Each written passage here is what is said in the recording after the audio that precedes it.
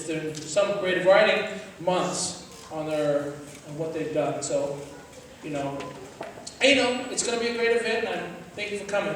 And let's go ahead and shut the doors. Bailey, go and pull that door shut. About 2 people are coming in. All right. And Miss Holt, you ready? Let's start it up.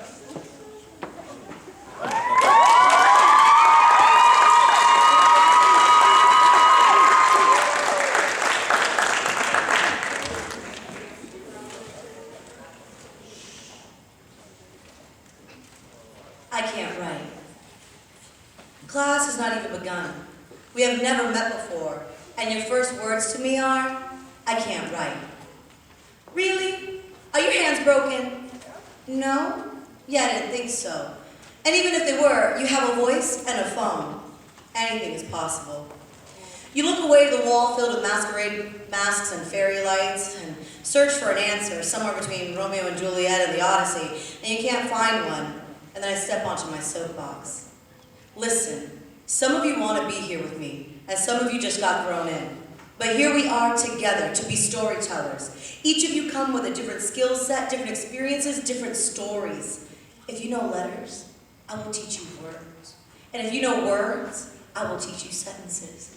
And if you know sentences, I will teach you paragraphs that will spill into pages and lead you down a path of self-discovery and imagination. You are full of stories waiting to be told, both real and unreal, dreamed and imagined. The pen in your hand is an extension of yourself. Within that pen dwells all the words that will become reality once you breathe life into them. Every story, poem, thought, idea resides within the inkwell of your pen, and when pen meets paper, soul outpours onto page, and time slips away as words spill, forming into a world of your own creation. We are all authors here. We are all poets. We are all writers. We are not perfect because that's what revision and editing is for. That is for later, after the overflow of words washes over you in rapture onto the college ruled lines of your notebook. Do not apologize for your writing because it is art and therefore beautiful. Do not compare yourself to another and feel that they are better. There is nothing to apologize for. You are telling your truth, your story, and nobody can tell it the way you do. The novelist D.H. Lawrence wrote, I never saw a wild thing sorry for itself. A small bird will drop frozen dead from a bough without ever having felt sorry for itself. You are a wild thing, full of possibilities, wisdom, innocence, and experiences, blended together into the machinations of society, integrated by zeros and ones on a cell phone screen. You have a unique voice that resonates and connects to you to more than just your Snapchat story. And together, we will write. Because you can. Because I will teach you. Because your story is worth telling. You say, I can't write. And I say, we're just getting started. Let's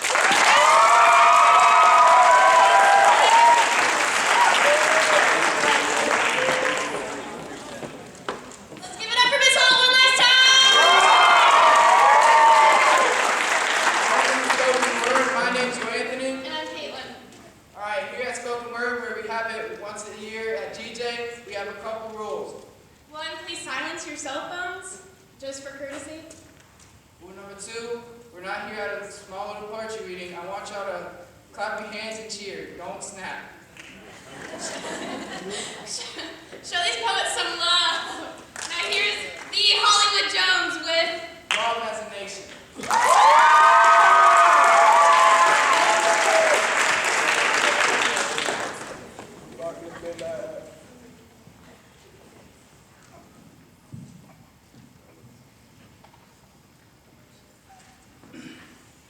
Now I'm back again today because I heard, well, I have poetry to recite, but this is spoken word. In a matter of time, I was speaking to this microphone so aggressive, so when everyone leaves this auditorium, they'll cherish this message. We all see what love traces, getting up every morning and seeing those beautiful faces, and then there's off to class in different places. Have fun with one another, and rip the runways like models with fashion, because of my heart, we're all supposed to show each other love with the passion.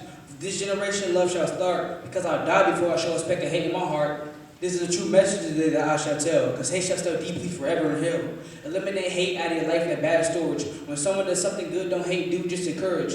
All people, myself, thou shalt know the situation, because we almost divide hatred in order to make a better nation. Let this be known. Love is described less than it is shown. Mind wise, eliminate hate as an obsession. Love shall overcome majority of depression. Beliefs on this topic shall change the society, not all, not less, but most of the variety. Our nation, the human mind rages so furious. Our nation deserves change as a young boy is why I'm so curious. The human heart can sometimes be so mysterious. Words with 11 include are most definitely serious. Trap doors, hate-filled rap floor towards you all in motion. So let's show love in order that makes the potion. Today I gave you guys topics in order. I want this nation hate-free, so let's all kick it towards the border. Messages live with you guys, and I'm all at a time. Another poetry piece given truly lyrically inclined. But wait, that'll change the situation. Uno, dos, tres, love as a nation.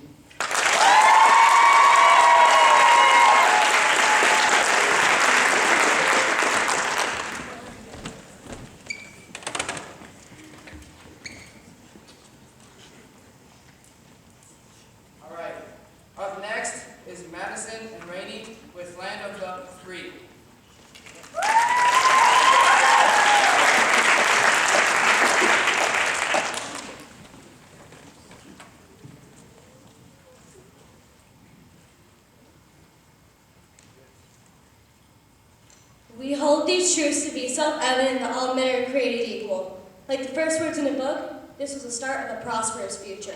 Our nation was underway, away from its oppressors, starting anew. No longer we have to face a ruthless government or hardships. If our founding fathers could fast forward and see what America turned into, they would be disappointed and utterly infuriated to see what society has become and what our government has turned into.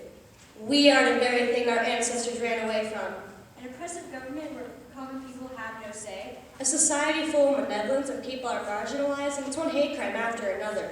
Where the only thing that matters is we fit the majority's beliefs and standards. America was founded on the notion that you could be yourself here, that there were no barriers, and that we can all be individuals, not an adherent group with a mob mentality. But in recent years, we are back to where we started. We are all expected to think alike. We must not disagree with one another, and if we do, we are outcasted. But new years bring new change, and the future has potential. We must realize that all men means everyone, not just the people you favor. We must realize that it is okay to differ in thoughts and feelings, and we will not always agree. We must realize that we are stronger in numbers, and together we can make a change.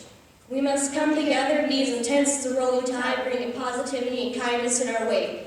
Because in America we make our own destiny, and nothing will change without us. Let us make our founding fathers proud. Let us make their dream come true. Let us scream these words from every corner of our free country. We hold these truths to be self-evident that all men are created equal.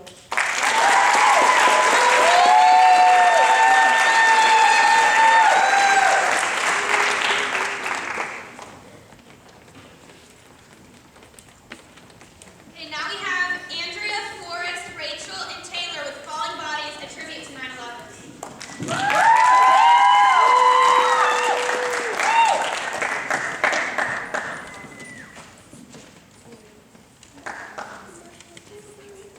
The crisp smell of the morning dew and illuminating presence of my child's laughter. Boiling coffee in my cup, dripping upon my tie, to the room to change my argumentative attitude. Raging out to see my kids off to school. Alas, a kiss on the cheek. The sun's so bright, a good day ahead, nothing in life to dread. Sing my wife, little did we know, I'd be coming home dead. My heart rate escalated and bursting in my head as I sat completely still in my desk. Frightening, earthquake panic, paralyzed, unable to shift. The plane crashing into the tower to frantic rest. The horrific screams, the oxygen beginning to lift. Shrill sound of metal, marking the gurgling sound of over 2,000 deaths. The warmth, along with the unwelcoming feel, slowly approaching its snarls and bites. Feeling my feet begin to burn, escalating heat, rising to the top. Everyone fighting to stay alive. Times like this don't bring unison. Feelings of darkness begin to thrive. Heat of hatred rising as an unknown fear. The second plane uninvitedly comes in, Tower 1 toppling over. For those who died, It was etched in pain. For most others, It was etched in the brain. bodies shooting out, from the flames of doubt, Mothers and fathers, daughters and sons. a day that will forever go down in history, too filled with misery. a split-second decision. No one wants to make. Stepping up to the ledge. Trembling legs, Scattered thoughts. The debate to sit and wait. or take my plunge to my death. I try to believe in an ounce of faith. Life, flashing right in front of me as I free fall down and falling never seemed to stop. The sun was up, but rain pouring on every soul, hoping for the good day ahead as the skies were bleeding red.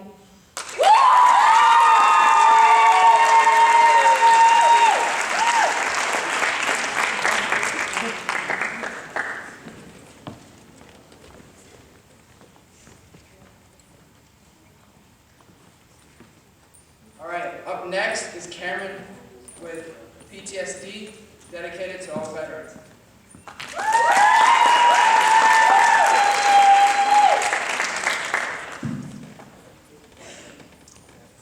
I sit staring at the torn up house, battered walls, beat up items encompassing my very spirit.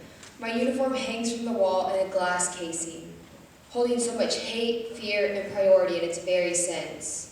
Having the lingering smell of alcohol in the dry air, on the tabletop in front of me sits a half-drunken bottle, a 9mm ready to shoot, bullets ready to be fired. Today is the day, I thought. I could let go and not feel the pain and despair. The memory stun my mind and covers over me as always. Gunpowder fills the air as blood blankets the battlefield. My company's body lay lifeless. I run, I kill, I fight, only to survive. Stop, I think quickly. These thoughts can stop with one pull of the trigger. I slowly load my magazine, raise it to the temple of my head. Then quietly I whisper to myself, this is for the 31% of my fellow veterans suffering from the Vietnam War. This is for the 160,000 veterans who freed themselves already from the Vietnam War. Rest easy. Soon there will be one more. Bang.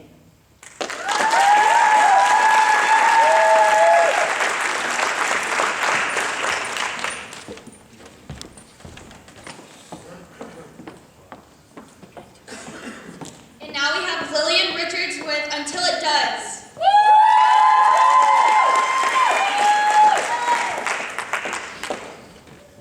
You hear it on the news every day. Someone murdered on their way home from work, a little girl kidnapped from the playground, a boy shot in a drive-by, 2 blocks from home. You know it happens all the time. An outcast shoots up in an elementary, a massacre in a nightclub, a soldier doesn't come home. You hear it, and you know it. And yet you still choose to believe that you are safe in your ticky-tacky suburban homes near manicured lawns. You let yourself believe in the magical powers of your white picket fence. The tragedies of this world become conversation topics between friends, whispered with full reverence. They haunt your nightmares like a monster in the bed, but you never actually believe that it could happen to you. Until it does. Until you turn on the TV and you see your father's face with the caption missing in action, until you're on your knees praying for the phone to ring or someone to knock on your door and tell you it's all a huge joke. And you know, deep down, that it's true as the tears stream down your face and you can't breathe. The world is spinning too fast, but you can't move. You know it's true. And yet, you still sit in this catatonic state and let yourself believe that it's all a nightmare you'll wake up from. The horror. Truth. You never actually believed these horrible, awful, unspeakable things could happen to you. I always thought that it would be her son, her brother, her father, never mine. Until one day, they knocked on my door.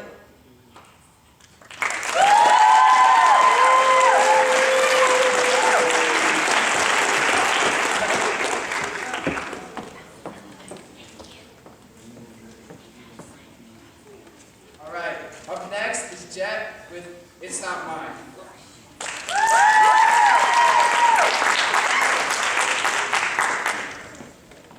I'm a boy. I swear, there's not enough binders in the world to prove that to you. I can't grow a mustache without shooting what I need into my leg. This is not my body. It's not mine. If a woman loses her breast to cancer, does that make her any less of a woman? If a man loses a piece of himself to testicular cancer, does that make him any less human? I pick and scratch at my flesh, hoping I'll shed and grow my true body. I've been told I have gender dysphoria. I didn't realize being who I truly am is considered a mental disorder. If our God is a perfect specimen who doesn't make mistakes, then what am I? These curvy hips are not mine. This plump chest is not mine. I don't want them. This body is not mine. I am more than just flesh and bones, though. I am dreams, ideas, and thoughts. But you can't see that. You only see what's in my pants, so you can determine how I'm treated or how I'm respected. When you look in the mirror, you see what you are. When I look in the mirror, I see what I'm not. But I also see determination. I am determined to let everyone see my true colors of who I really am. I'm a boy who's not afraid to stand up for those shunned by society. I'm not afraid to fight, even though I'm clearly outnumbered. My voice will be heard, no matter the consequences.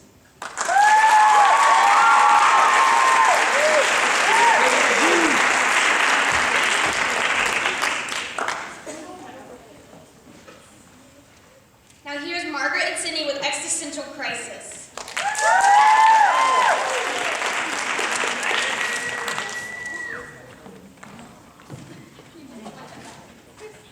Man, this existential dread is really out for my kidneys. But that isn't the real problem. The real problem is actually a question. It sits on the tip of my tongue growing heavier. Am I actually just someone's reincarnation? Maybe I was too hot. But you're white. I am a creative genius, thank you very much. No. I was Robin Williams. But we were alive at the same time as him. I'm a tortured artist. Tortured my butt. What do you think you were since you're so smart? Duh, I was Malcolm X. I was thinking more like a bootleg Elvis Presley impersonator or something. Wait, Malcolm. What if we're part tree? Is it because we breathe in the oxygen produced by trees when they breathe in the carbon dioxide produced by us? Yes. wow, you're really excited about something that stupid? No. Before you were giving me attitude and everything, I was like, oh, she's a cedar, nice. Now you're like a overburned log. Since you're gonna be so rude, what are you? I'm a dogwood, duh. Hold on, look at this in my presentation.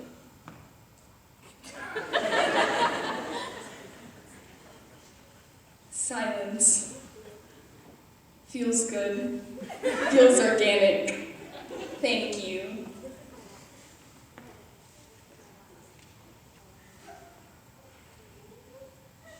If you stand like this, you can almost feel the earth moving. 66,600 miles per hour. And if it stopped? Chaos, cataclysm, worldwide destruction! This is how Bernie could still win. I got an idea. What if everything, even you, is fake? Oh, dude, chill out. I think your existential dread might be getting to my kidneys too.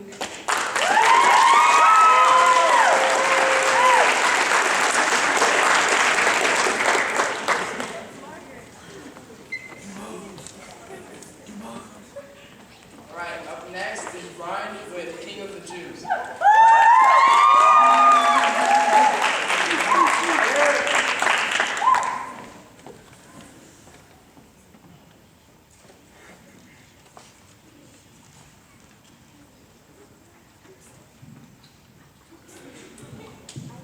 Thought we were supposed to have people who do that.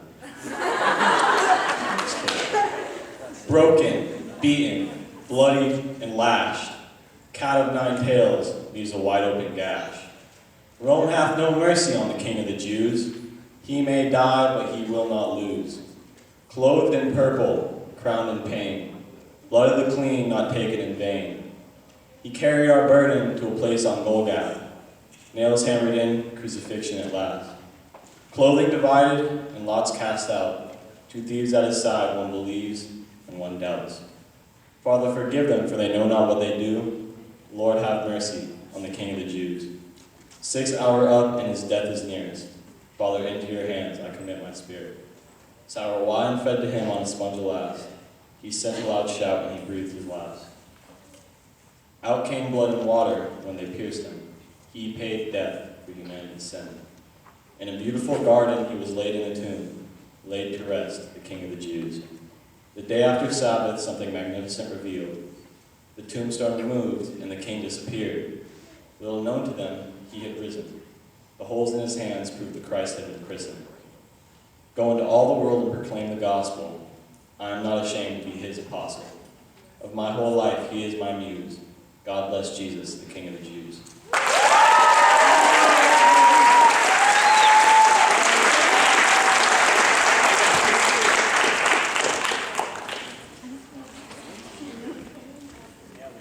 Now here's Kennedy with Backhanded Miracle.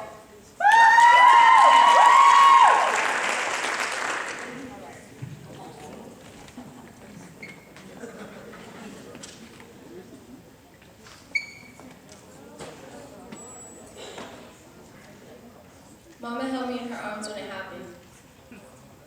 I was 2 years old. Did I really save her? By stopping the blood from rushing out her body, did I save her? I was 2. It was only an instinct taken over by curiosity. They told my mother I saved her. They lied. She saved me. Mama ain't raised me. She was never there to. The moment that cold blade penetrated her soft flesh, her life was taken, my life was taken. I was 2. We rode a horse together with the name Life painted on its side. Riding life was a little difficult sometimes. At one point, our journey got so disastrous, she fell off. I was 2. To this day, I remain holding on. All this walking, why am I still here? Why does it seem no matter how many steps I take, no matter which direction I turn, I'm going nowhere. I'm still in this endless maze. I'm still in this walk. I'm still holding on to life. She's gone, but she's not. And there's this overwhelming feeling I have. It won't let me abandon her, though I know it'd be better if I did. Mom ain't raised me, but she taught me some valuable life lessons. Sometimes it's better if you don't dodge that bullet. Where would I be if she hadn't cheated? Where would I be if things hadn't got worse? It's a backhand miracle I'll never understand. Mom ain't raised me, but she taught me some valuable life lessons. Poor choices don't go far without consequences. Tick tock, tick tock, tick tock. Only time can tell how long until one of two factors will come to place. You will get caught. Or your own disgraceful guilt will burn deep into your soul like kindling wood in a fire of greed. Mom ain't raised me. She was never there to. But by distancing herself, she was able to push me further in life than her presence would ever allow. She made those choices. Her choices. My choices. Sometimes it's better if you don't dodge that bullet.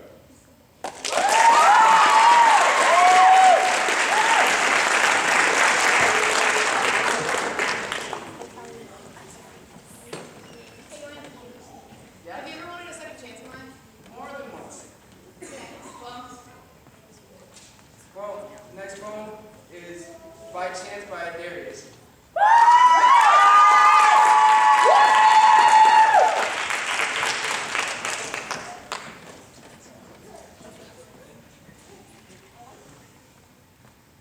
See all these thoughts in my head, man. I mean, it's crippling. Can I try that one more time?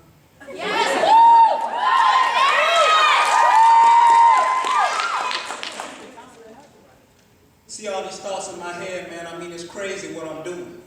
All these stress relievers and pain pills that I'm using are leaving scars upon my membrane. And it's driving me insane trying to maintain my composure through all this, because quite honestly, I don't truly remember the person I really once was, but I'm not tripping, I'm not. I just like the general buzz I got from not from the drugs, but from the people around me. And I found it astounding how someone could admire another with no sense of self-worth, willing to be a whole different person in exchange to be heard or saw by people who supposedly don't matter. So why do it is what you ask me?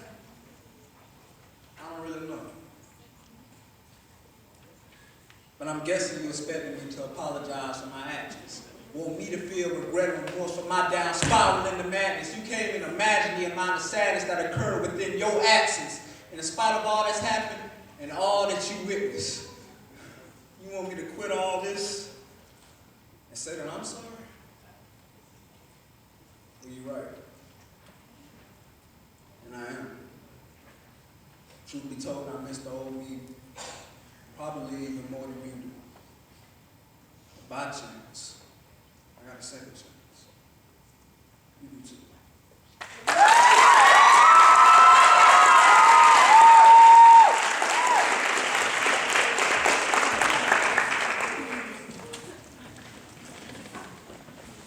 Now we have Julian and Michael with Dreams by Word of Mouth.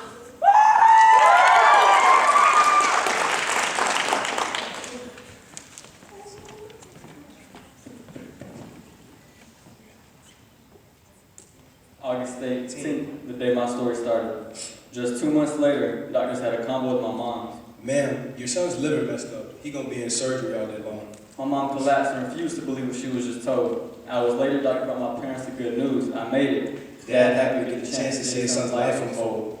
The little boy who's clueless on what future to choose. It's hard not to lose his passion for the game, dreams of cash. How it rained. Life's zooming fast. It's a train wreck that's ravaged his brain, left him savage. Same. Hold on, I'll further explain. 6 years past, the parents thought to be better off alone. And while that sucked back then, I guess ain't nothing to say now, but oh well, life ain't fair. I think this one I sleep or stare.